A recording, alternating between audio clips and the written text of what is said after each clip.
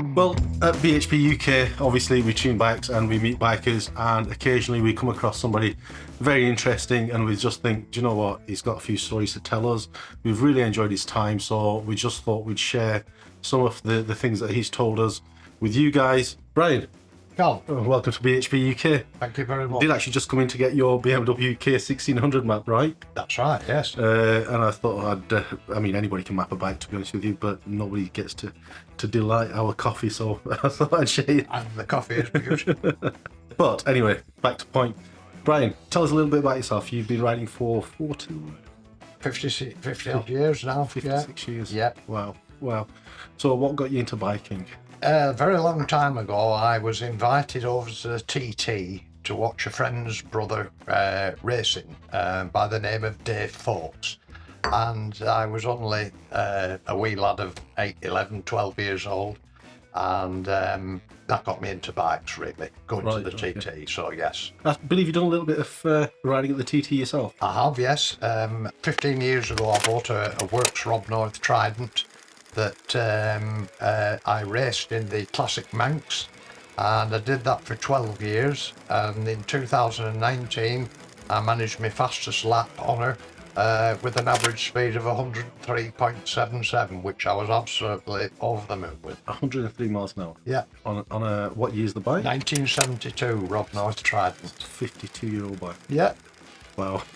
I think most people would be impressed if they could do that now, really. Absolutely. On something modern, so there's no traction control. No. No fuel injection. No cons. No. Okay.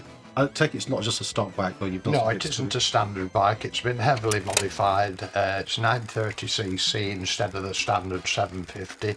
The engine was built by a renowned Trident expert of Neil Beadling, who boosted up the power. We recently put her on a dyno and we got a figure of 101 at the back wheel. So she's certainly highly powered. Wow. And racing bikes isn't the only thing that you've done in your life, is it? No, it isn't, Cal. I've been very fortunate that I did a lot of Powerball racing in my younger years, and I resulted in 1986 and 1987 becoming World Offshore Powerball Champion twice in a row. Wow. That's where I met my partner, Gina Campbell, the daughter of Donald Campbell of Bluebird fame. Right. So, and I believe you're involved in bringing Bluebird back to us. Yes, myself and my partner Gina, we've been actively busy trying to get Bluebird back out of the North Shields, where she's been basically held ransom for so many years. Gina, my partner, and her family, the Campbell family, gifted Bluebird to the Ruskin Museum. When she was brought up, a contract was done to repair her back to the When was she recovered? She was recovered in 2002, I think. I might be wrong on that date. My memory's a little bit poor today, but she was recovered and a contract was given to Bill Smith to repair it as to the morning of 1967, which was the day Donald crashed. He took it away and he did a great job by rebuilding it up. But unfortunately, negotiations became sour when he decided he wanted to claim ownership of it. So it left the Ruskin Museum and the Campbell family with no option but to take him to court to recover it. This was successful in such as that he has now agreed to give Bluebird back to the Ruskin Museum. And this Saturday, March the 9th, there's going to be a big celebration in Coniston when she arrives back on a low loader into Coniston again. Okay, you go into the lake? Are you bringing her back into the lake, or? Yes, the initial obviously is to get her back into the museum so that the general public can see her. Right. You've got to imagine, Cal, she's been locked up in a lockup for the last 23 years with very few people seeing her. Yeah. The whole world wants to see her, and now they'll be able to do that in a purpose-built museum. Walk round it and have a look at it and marvel at what Donald Campbell did. And it's the first time that she'll be on open public display. And our future plans for her is in 2026, March 23rd, will be Donald's 70th anniversary of his record achievements. And we plan then to run her onto Coniston again so that everybody can hear and see Bluebird K7. Well, and obviously Bluebirds runs a jet engine, right? Yes, she runs with an Orpheus jet engine. Okay. Yeah. And what's that? I mean, Well, basically, an Orpheus jet engine, they would come out of a NAT, an RAF NAT, okay. and they're used as trainer planes for the RAF. It's an enormously powerful engine, built by Rolls-Royce, of course, and the museum is lucky enough to have 3 of them. One of them will go into Bluebird.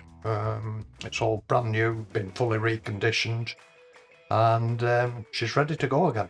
And when you run her, who's going to pilot her then? Well, we've got a pilot there who's got knowledge of Bluebird, and he is an RAF fighter pilot. I can't mention his name for obvious reasons. He's on active duty. And he has had experience with Bluebird before, and he knows how to drive it because he's basically, Bluebird is more like a plane rather than a boat. Right, I see. And he will be the man most likely to take her on a run. Now you've done some work with some TT races, haven't you? Yes, I'm very fortunate to be a very good friend of John McGuinness. He's given me a lot of help all the times that I've been in the Isle of Man. He's an absolute stunning guy, is John. He's time for everybody. Yeah. And I don't know why he likes me, but I think he does. And we get on well together, and I enjoy talking with him, and his knowledge of motorcycle is just unbelievable. Yeah. John can tell you every racer on which corner in the TT from any year. You will not catch John McGuinness out on any fact on the TT. No. I actually bumped into him once just riding out in the North Yorkshire Dales. Yes, Yeah, and like you say, he has got time for everybody. it's time for everybody. Yeah. I think it's a biking thing, isn't it? It is. But yeah, going back to bikes. So what have you got at the moment? What are you riding in? Yeah, so obviously I have 5 bikes in my stable. I've got my BMW K1600, which I brought to you today. I put a new exhaust system on, hence why I wanted to make sure everything's running right with her. I was very fortunate to own a MV Agusta F4 RC, which was what Liam Camier raced in 2018 for the MV Agusta factory in the Class 1. I've got 2 T160 Triumph Tridents, which are 1975. They're actually sisters, came out the factory together, believe it or not. And then I have my Rob North, which is a very special machine. Yeah. So what was the bike that started you on the journey? What was your first ride? Well, you're not going to believe this, Cal, but my father would never let me have a motorbike. Okay. And I pestered him as we all do. And eventually he relented and he let me have a Honda 90 scooterette. And that was my very first motorcycle on the road, a Honda 90 scooterette. Right. Now, of course, all you motorbike guys, you'll be laughing your heads off there. But that's where I had to start. And after I proved to him that I was safe and didn't drop off, he let me get a Triumph 500. Okay. So what are you planning to do next? Life just keeps throwing a lot of things at me, and I have a tremendous zest for life, and I don't know what I'm going to be doing next. But my love of motorbikes, and that's why I came to see you guys really today, is I like to seek perfection in everything. The way it runs, it's not just about the enjoyment of riding a bike. I like to hear the engine, how she's running.